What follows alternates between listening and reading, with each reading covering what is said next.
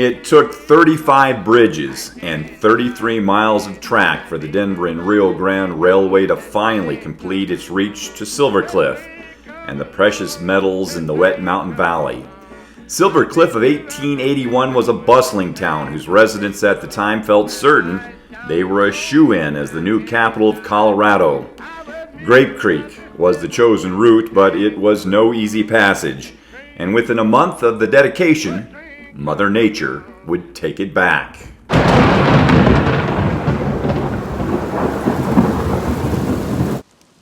Clouds would open up on Grape Creek the night of August 20th, 1881, and the storm would wipe out 33 of the 35 newly constructed bridges and 18 miles of the 35 miles of track and rails.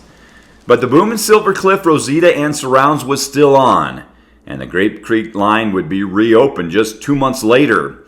It would thrive until this very day, August 13th, 1885, when Mother Nature struck again, doing even more damage. The Denver-Rio Grande Railway would realize the Grape Creek route was just too fraught with perils. The line was rebuilt just enough to get equipment down, and the line was abandoned soon after.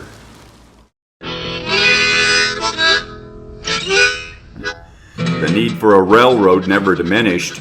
By 1900, a new line was approved to branch off upriver at the confluence of the Arkansas and Texas Creek. A new thriving hub would emerge. Its new landmark was the 648-foot and 95-foot trestle that would shoot over the Arkansas, up over where the future Highway 50 would travel, wrap around the mountain to get grade, and head to the valley to service West Cliff and Silver Cliff once again. It was a profitable venture once again for the Denver and Rio Grande Western, and it would stay that way for a couple more decades. But with the end of the First World War, the decline was well on its way. The Great Depression would lead to cutbacks by all, including the railroads, and by 1937, the Texas Creek Spur was one of the casualties. The last trains up to West Cliff would come the following spring, only to turn around and dismantle the track and the great bridges behind them. The new Rainbow Route, later known as Highway 50, would replace the railroad to the valley, and the Texas Creek and Grape Creek lines would fade into memory. If Dal DeWeese had built his dam and reservoir a couple decades earlier, perhaps the Grape Creek line may have endured the onslaught of Mother Nature.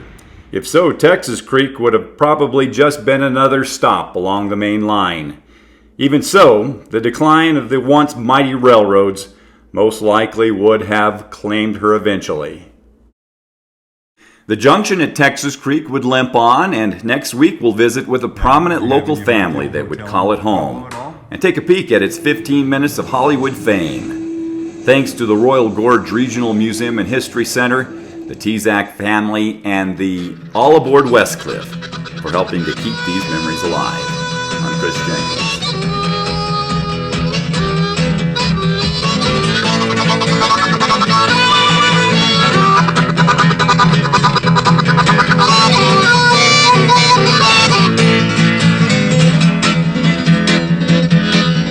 Oh, that mean old Southern Railroad, yes, it took my babe away.